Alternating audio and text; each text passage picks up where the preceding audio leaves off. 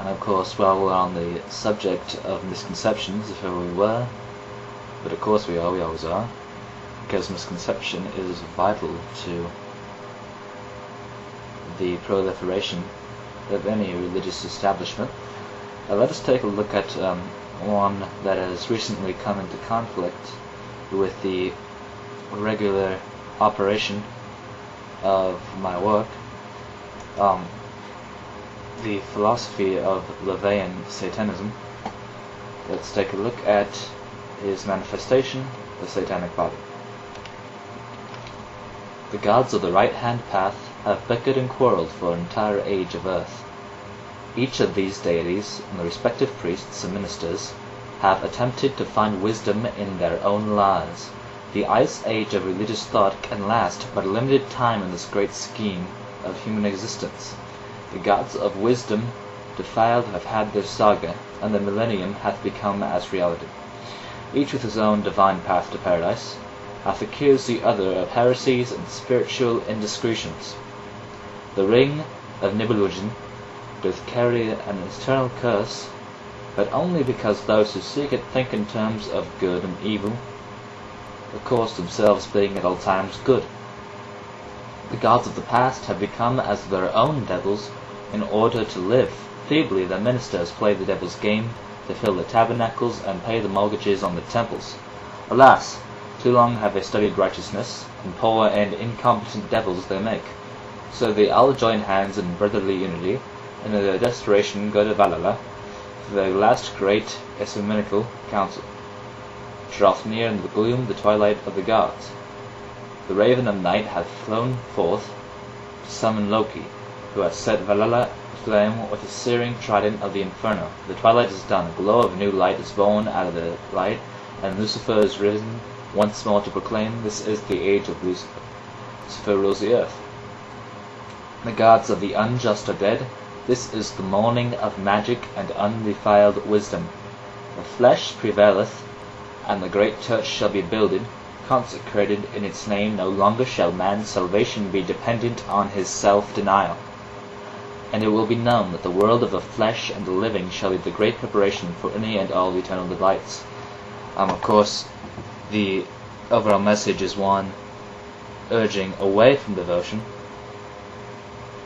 and many of the well-meaning liberals have failed to notice the non-cultish nature of the religion.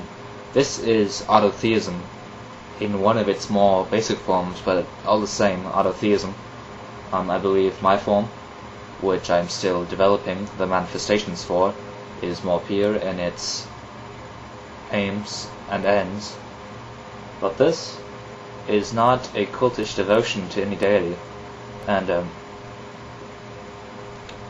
those who would think themselves to be devil worshipping, that seems to be the name for it, are actually of the Christian religion, because that would require a belief that there is good and evil, and that they're temporarily sticking to evil to bring some kind of revenge against those that have done them wrong in Christianity. But they fail to notice that in Christianity revenge is sanctified, except for a few modeling chapters into the New Testament that provide a sharp contrast and a confusion to whether revenge is justified or not. But throughout the Old Testament and the great bulk of the great manifestation of the Christian religion, revenge is not that bad.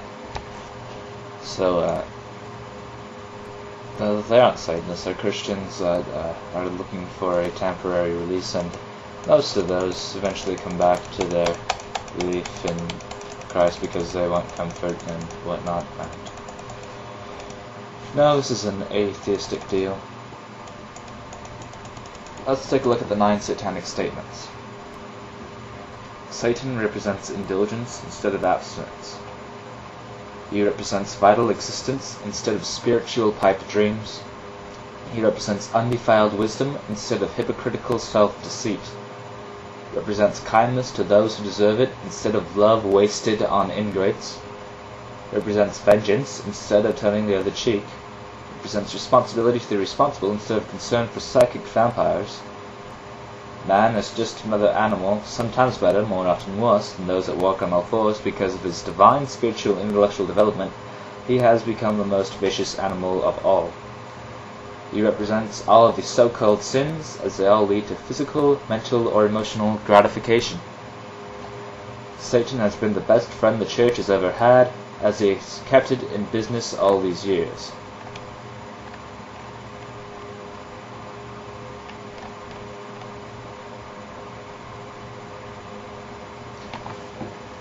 What might be termed diabolical indignation.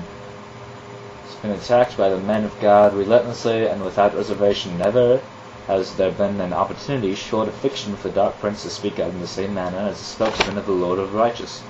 Propounders of the past have been free to define good and evil as they say fit, and they have gladly smashed into oblivion any who disagree with their lies, both verbally and at times physically.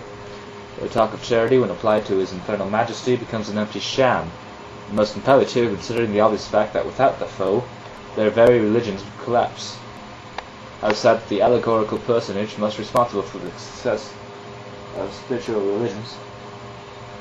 Hold on one second.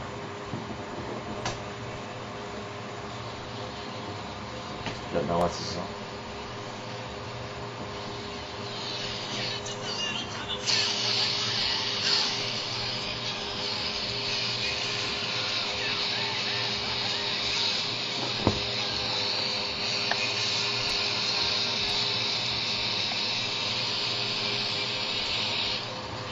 In any case, it's your turn.